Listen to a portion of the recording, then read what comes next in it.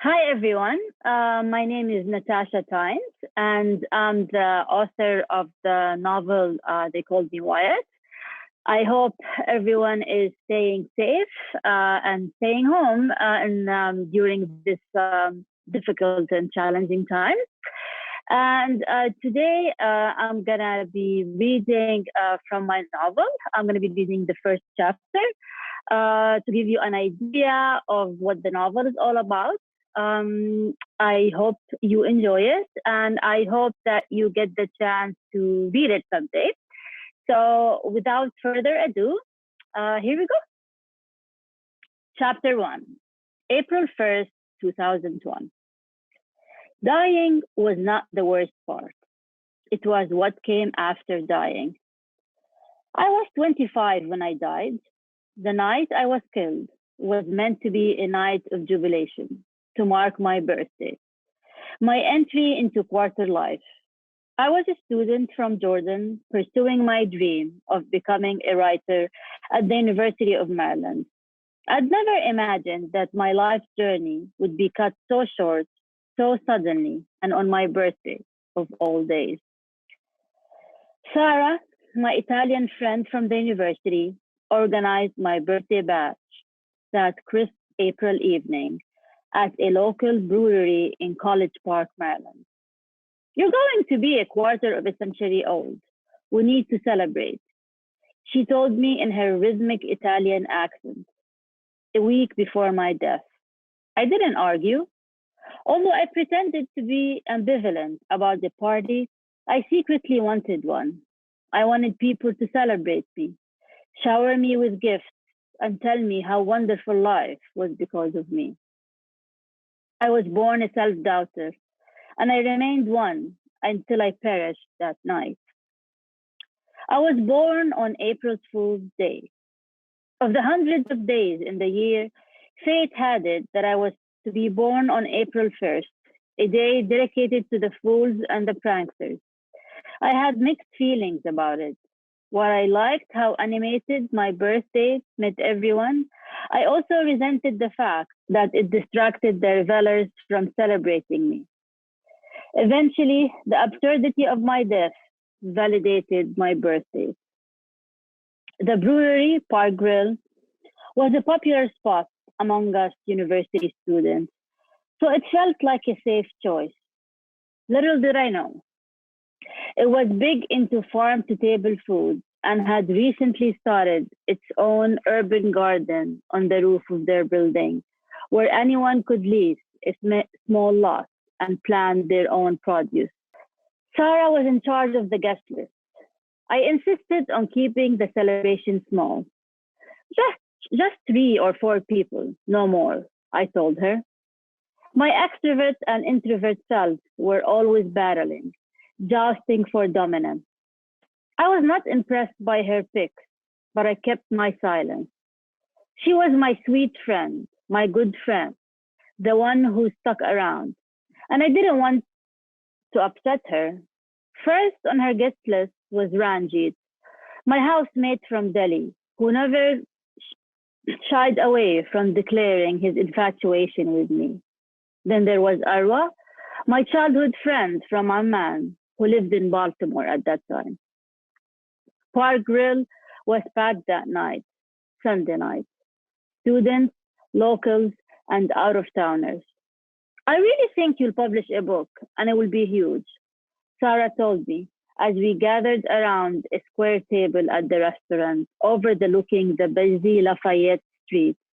Dido's Thank You played in the background. Doesn't everyone secretly dream of publishing a book? I asked. Well, your writing is, how do you say it? Let me think. Sellable. Yes, sellable. And you know what? You write about immigration stuff and Arab problems, and agents love this stuff, she said, as she took a sip from a beer made of passion fruit, one of Park Grill's specialties. We all sipped on passion fruit that night. I just finished this collection, Interpreter of Maladies, she added. Professor Stein recommended it. It made me think of you. I see you're writing something similar with your Jordanian stories. I rolled my eyes. So you're saying it's really not my talent that will get me published, but the fact that I write about those scary Arabs? Sarah chuckled, twirling a strand of her pitch black hair with her fingers. I think it's a mix of both. Let's make a toast, Ranjit said, holding a glass of beer in the air, to scary Arabs and their bestsellers. Cheers, everyone said. To Siwar, added Arwa quietly.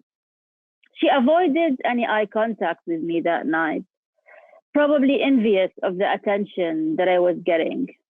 See, that was me, Siwar Salaiha, a student from Jordan, pursuing a degree in creative writing.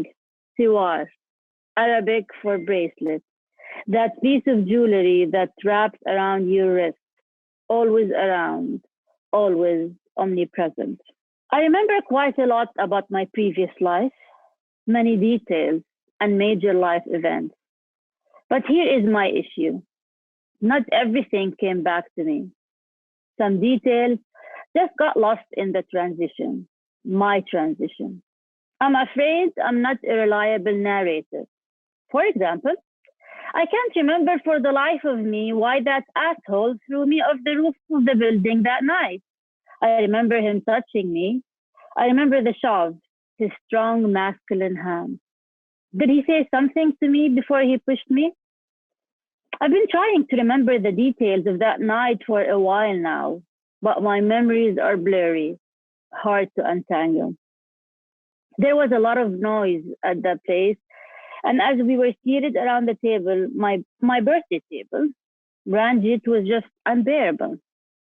I can't stand how Americans speak slowly to me. They automatically assume brown people are dumb and don't speak English. Hell, I had someone the other day at TVS ask me if I spoke English.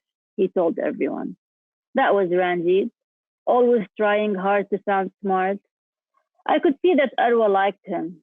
She laughed at all his jokes and listened to him intently while twirling her glass of orange juice. Now I wonder if they ended up together, copulated, made smaller versions of themselves. In one instance, I felt Ranjit rub his thigh against mine, and I wanted to wash myself with bleach. We were waiting for our desserts and planned to head to another brewery when I felt buzzed and claustrophobic. By that time, I was already done with my second beer. I excused myself. I felt it slipping on me, creeping, the dreaded uninvited guest, and on my birthday of all days. The symptoms were there, clear as the sky that night. The fast beating of the heart, the labored breathing, a panic attack. I blamed it on Ranjit and that bitch Arwa. They caused it. I told the group I wanted to go to the roof to check out the restaurant's urban garden. I was slurring my words, a mix of alcohol and heart palpitation, but no one noticed. Of course I lied.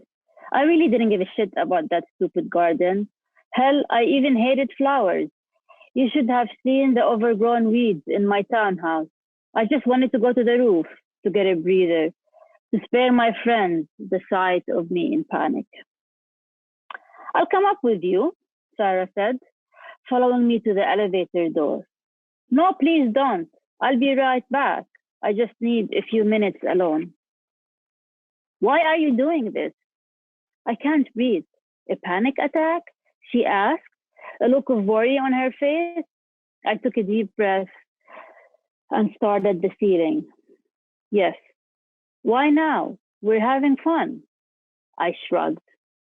I can't control when they happen. I just need to get some fresh air and do my breathing exercises. It was chilly that night, and she loaned me her black fleece Patagonia jacket. I zipped it up, put my phone in the side pocket, and took the elevator up to the roof. When I got off at the 10th floor, I walked through a long corridor that had office buildings with glass doors.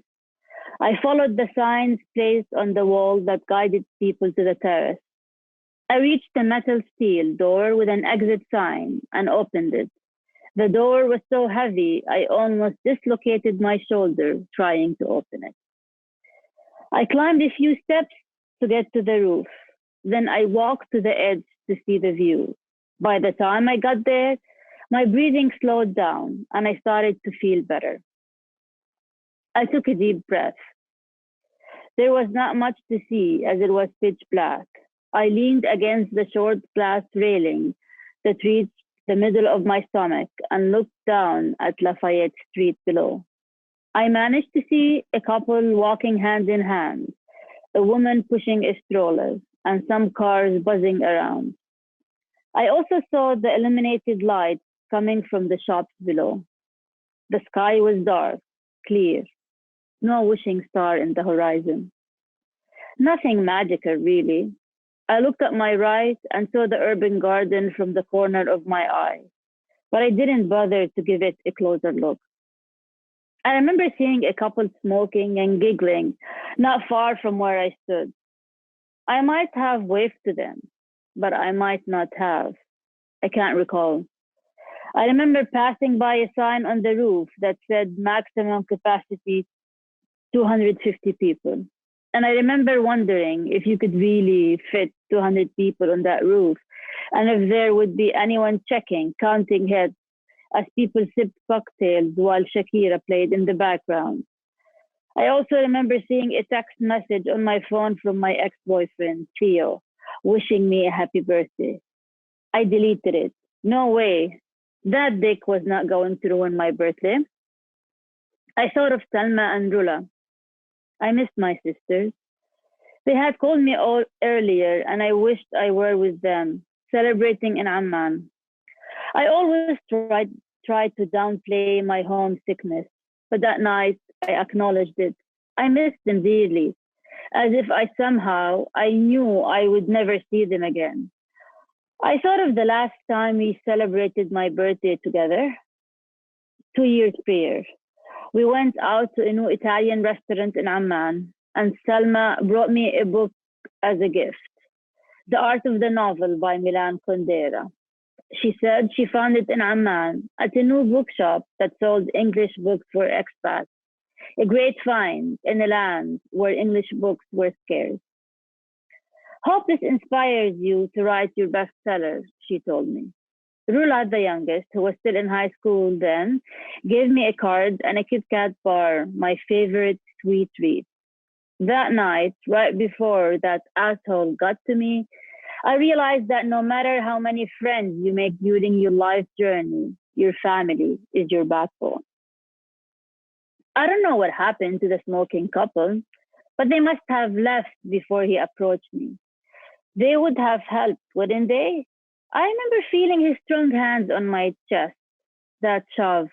I remember his fingers, his meaty, hairy fingers. Did I know the guy? He might have said something to me, and I might have said something back, but I can't recall. Did I fight back? My memories are failing me. What I remember was how strong he was. He took me down with one shove, an easy task. He was battling a size 4 girl whose nutritious intake consisted of salads and ramen noodles. I might have screamed, but Lafayette Street was loud. My screams would have drowned amidst the fire truck sirens and the car horns. While I was falling to my death that night, I refused to believe that this was the end.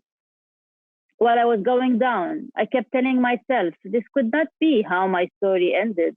I was only 25. I had not even finished my writing degree. I don't remember being afraid, but rather puzzled. Was this a joke? A birthday prank orchestrated by Sarah? An April Fool's hoax staged by the restaurant to get some publicity? Was there an inflatable mattress waiting for me at the end of my fall, just like in the movies? It had to be this way. My life journey just could not end in this manner. So sudden, so unexpected, so unfair. Back then, I believed in happy endings, in justice and fairness, and that good would always triumph over evil. Well, sorry, folks, but this was not the case. Evil triumphed eventually. I couldn't see much of what was beneath me as I went down. I saw the bright lights of the illuminated buildings flashing in front of my eyes. It all happened so fast. They tell you that you see your life flash in front of you right before you perish. It didn't quite happen that way. I saw random memories that suddenly zipped in my mind the moment before I hit the ground. Me and my cousin Naif kicking marbles on the street in front of our apartment building in Amman, while Rula played quietly with her dolls next to me. Me on a swing on the first day of kindergarten. I saw myself jumping off a diving board in a pool on a hot summer day while my high school friend Amani watched. Crammed in a bathroom with my first boyfriend Ilyas, his hand on my waist, his lips on mine. I saw myself sitting up in my bed in Amman, my mom scolding me, my eyes red, swollen. Then eventually, I saw myself flying flat on my back on the sidewalk of Lafayette Street, wearing Sarah's Patagonia jacket, eyes open, looking at the sky. A pool of blood surrounding my head, my arms rested by my sides. In the middle of the pool of blood was a white gray matter.